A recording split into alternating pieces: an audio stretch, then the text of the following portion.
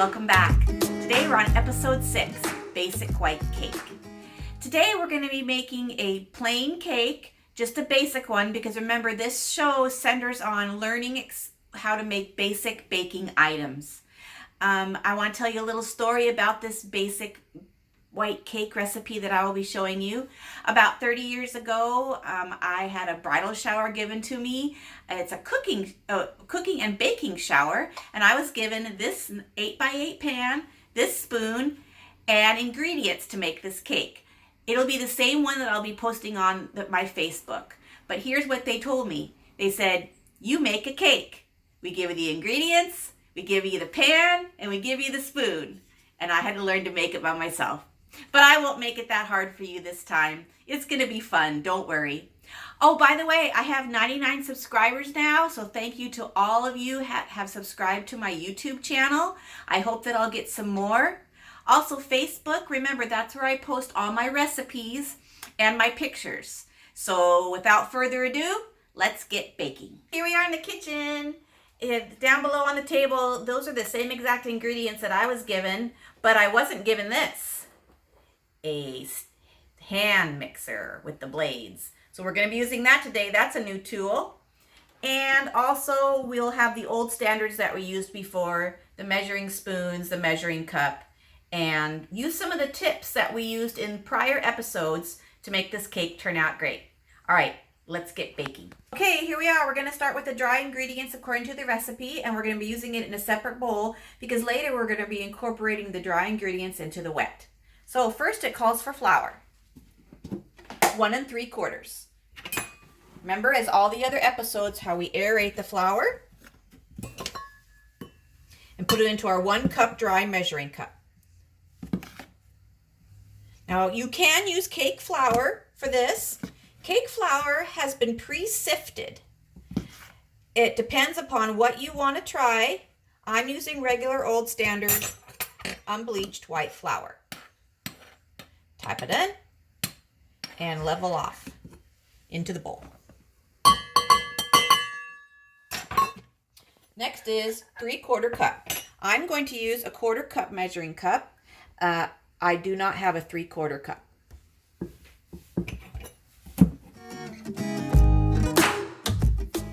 Remember, you can use the back of the spoon as a leveling agent too.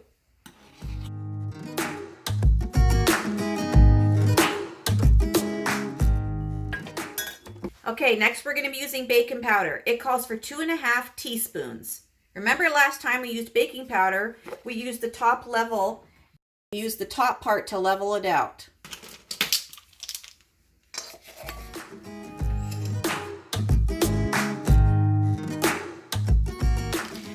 Remember, baking powder is a rising agent, and that will help the cake rise.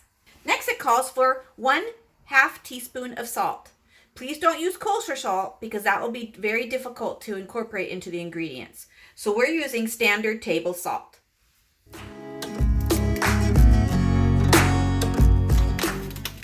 Now let's mix together and set that aside. Next, we're going to be creaming the butter and vanilla together. It calls for 1/2 cup butter and 1/2 teaspoon vanilla. So this has been softened taken out of the refrigerator and softened a little earlier. You can microwave it to soften it if you want. So as we may remember, 1 cup measuring table here, and this is 1/2 cup, so 1 stick. Remember to save your wrapper like we learned in the last episode to grease our pan. We'll put in 1/2 teaspoon vanilla. Remember, the cap is 1 teaspoon, but we will need 1/2. Pour slowly so not to overspill or overmeasure. And into the bowl. Now we'll add the sugar. It calls for... Ding dong! Now add 1 cup of sugar. That's next on the recipe. You don't need to aerate sugar, but we do need to level it off.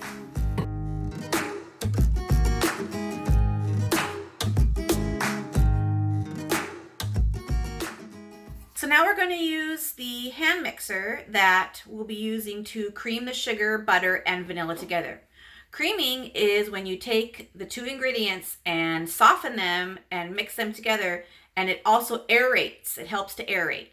So creaming that is very important when you're making a cake. If you've never used a hand mixer before, remember it has two whipping blades that you can enter in the two holes there. It works good instead of using a stand mixer. It's better to incorporate the butter in a smaller recipe like this 8x8 cake, and I enjoy using it.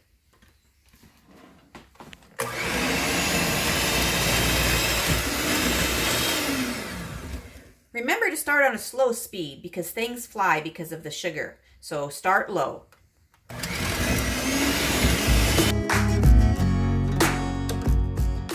time to take our spatula, make sure you scrape it on the sides.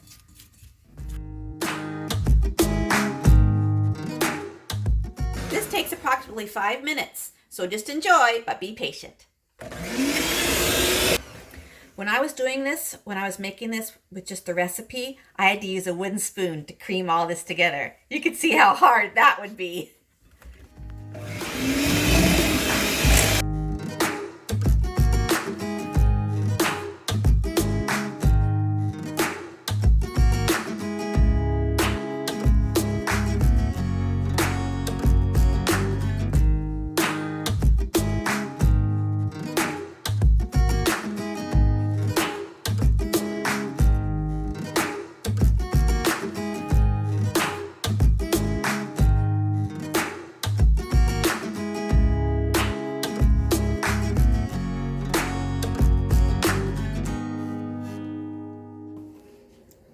That's a good consistency. So now let's go on to the next part of the recipe.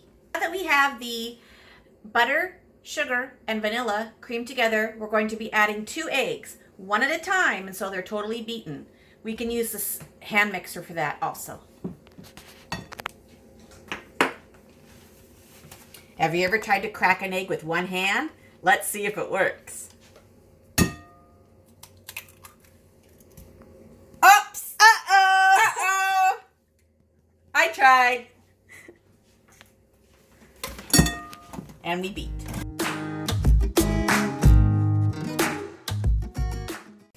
That's looking like a cake to me, everybody. Let's clear it down the sides. Make sure it's all incorporated. And we'll go on to the next ingredient. Hello, on to the next part of the recipe. Now is the time that we're going to be alternating the milk and the dry ingredients, mixing them into the bowl.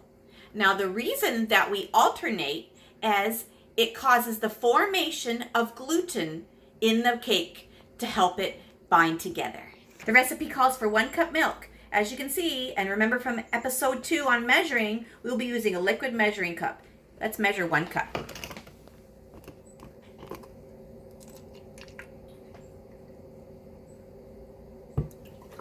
I'm going to be using the spatula to mix this together. You can use a hand mixer as we did, but I'd like to get some air into this cake, so I'm going to be using the spoon to mix it together.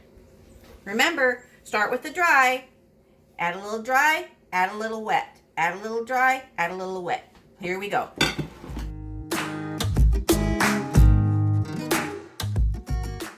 Now kids, how will you be helping your mom to do this? Will you be adding the dry ingredients or will you be adding the liquid?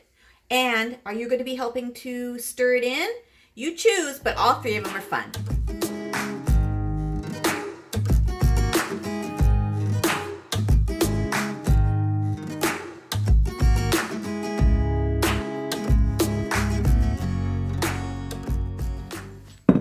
So we did it right.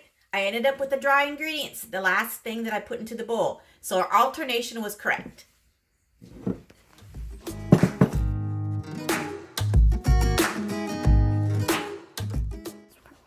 Okay, now we're gonna grease our pan and flour it, and then we'll put it in the oven.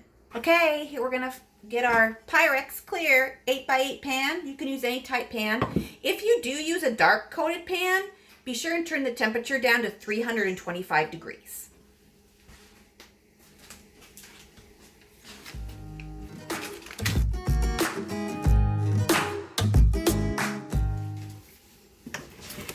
Now, you could take your flour and I'll show you how to spoon it out into the pan and tip it so it covers all the areas. Make sure it's well covered so the cake does not stick.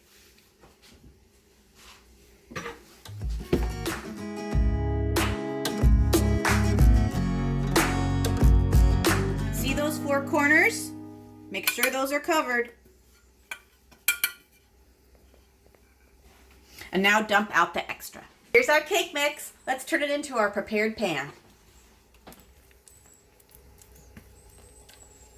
Ooh, looks good. So far, so good. Be sure and scrape the edges to get all that extra goodness in there.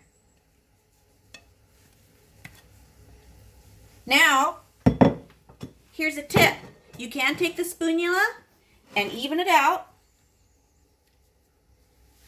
My trick is to take it and pound it down onto the hard surface to get all the air bubbles out. Shake, shake, shake. Shake, shake, shake. Now we're going to preheat our oven to 350 degrees.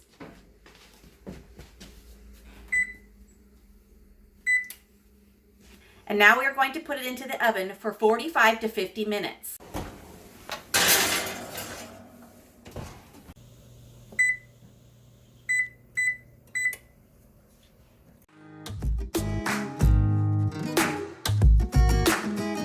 Timer's done. Let's take it out.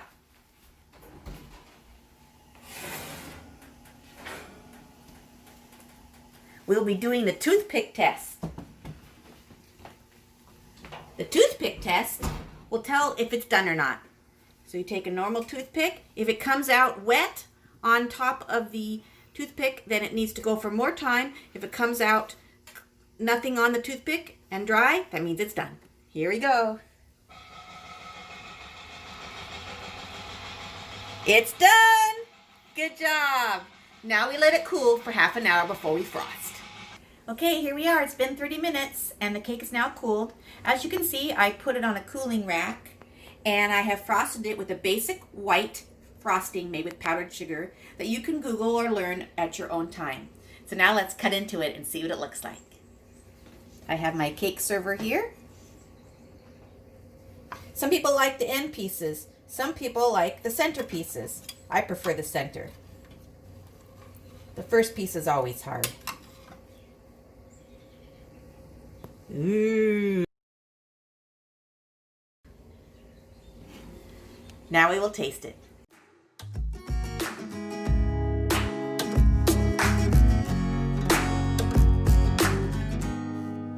Let's try it.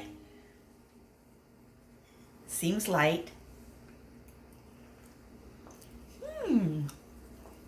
Fluffy, but dense. I would say it turned out amazing. Okay, everybody, thank you for tuning in to episode 6. That was the basic white cake recipe we followed and made. It turned out great.